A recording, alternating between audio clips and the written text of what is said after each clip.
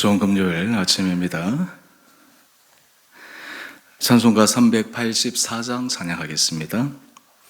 찬송가 384장입니다. 나의 갈 길 다가도록 예수 인도하시니 내 주 안에 있는 긍휼 어찌 의심하리요. 믿음으로 사는 자는 하늘 위로 받겠네. 무슨 일을 만나든지 만사 형통하리라. 무슨 일을 만나든지 만사 형통하리라. 나의 갈 길 다가도록 예수 인도하시니 어려운 일 당한 때도 족한 은혜 주시네. 나는 심히 고단하고 영혼 매우 가라나 나의 앞에 반석에서 샘물 나게 하시네.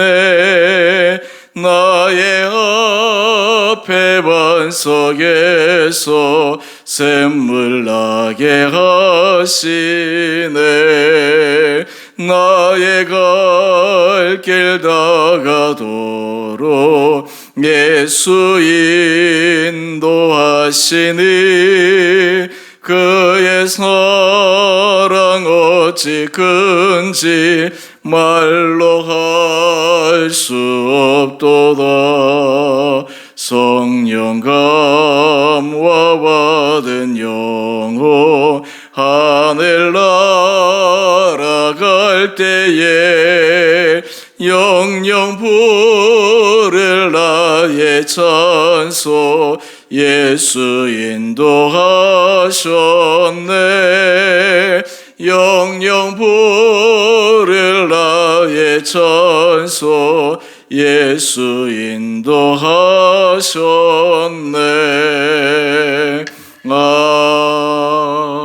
아멘.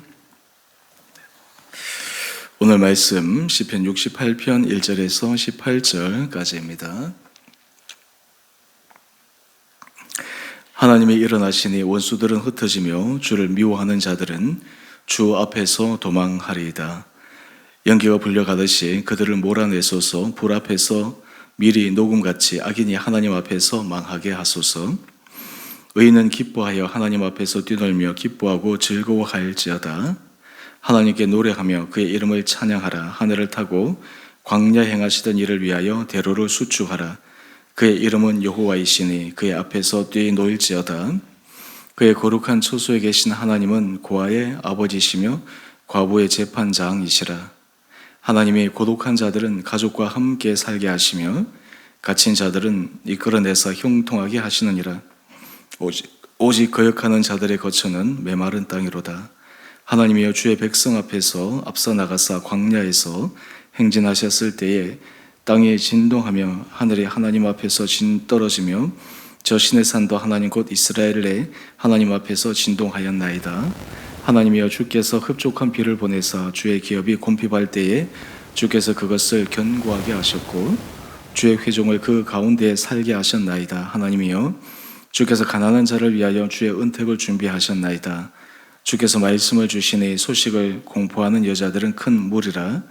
여러 군대 왕들이 도망하고 도망하니 집에 있던 여자들도 탈취물을 나누도다. 내가 양우리에 누울 때에는 그 날개를 은으로 입히고 그 깃을 황금으로 입힌 비둘기 같도다. 전능하신 이가 왕들을 그 중에서 흩으실 때에는 살몬의 눈이 날림 같도다. 바산의 산은 하나님의 산임이여 바산의 산은 높은 산이로다. 너희 높은 산들아 어찌하여 하나님이 계시려 하는 산을 시기하여 보느냐. 진실로 여호와께서 이 산에 영원히 계시리로다.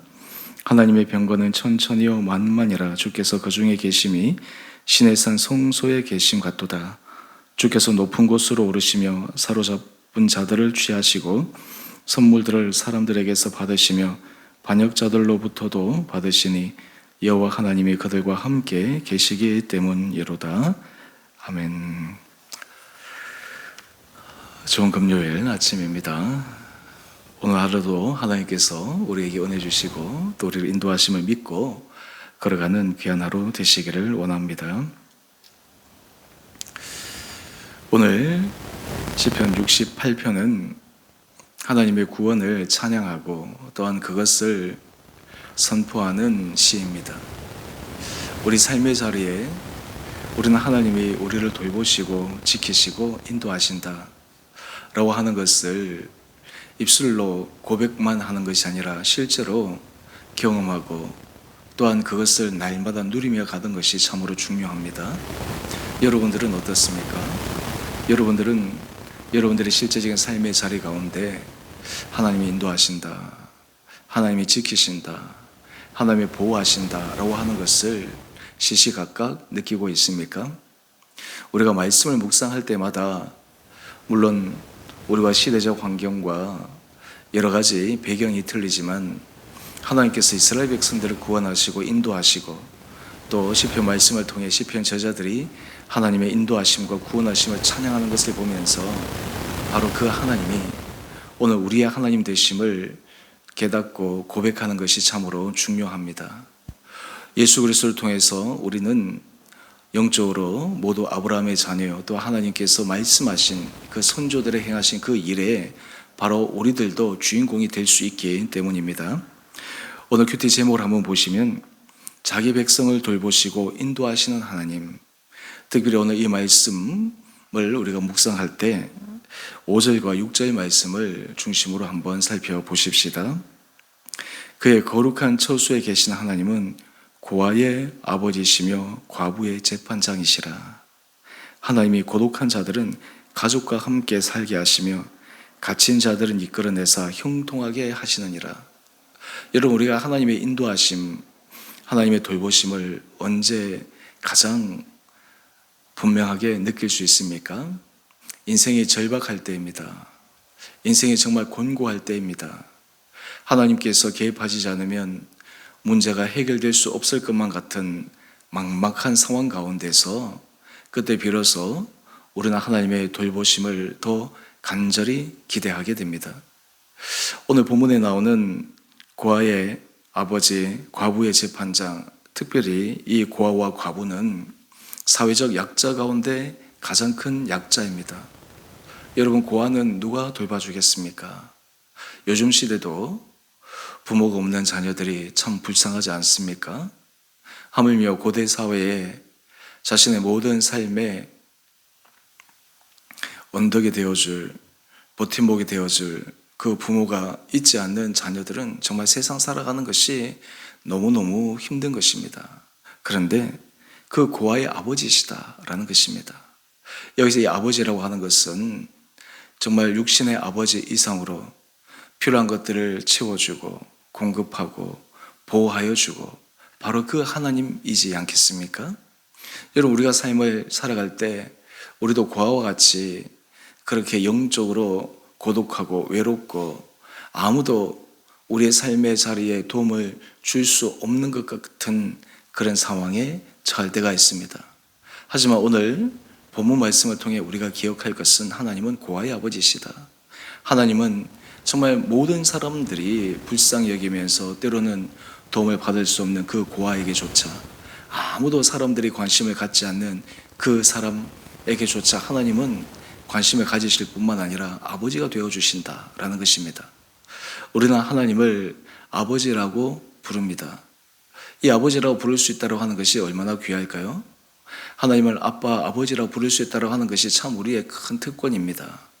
그 자체만으로 이미 하나님이 우리 삶의 자리에 함께 내주하고 계시는 것을 고백하는 것입니다. 또 하나는 과부의 재판장이십니다. 여러분, 여기서 재판장이라고 하는 것은 어떤 의미가 있을까요? 여러분 살아가다 보면 억울한 일들이 종종 일어나지 않겠습니까? 답답한 일들이 일어나지 않겠습니까? 힘이 있고 하면 사실은 그런 어려운 일들, 답답한 일들, 억울한 일들을 좀 덜 당할 터인데 힘이 약하게 되면 아무래도 어려운 일을, 억울한 일을 당할 수밖에 없습니다. 그런데 하나님은 과부의 재판장이시라 말씀합니다. 하나님 앞에서 선악간에 분명한 심판과 판단을 하여 주시는 분이시다라는 것입니다.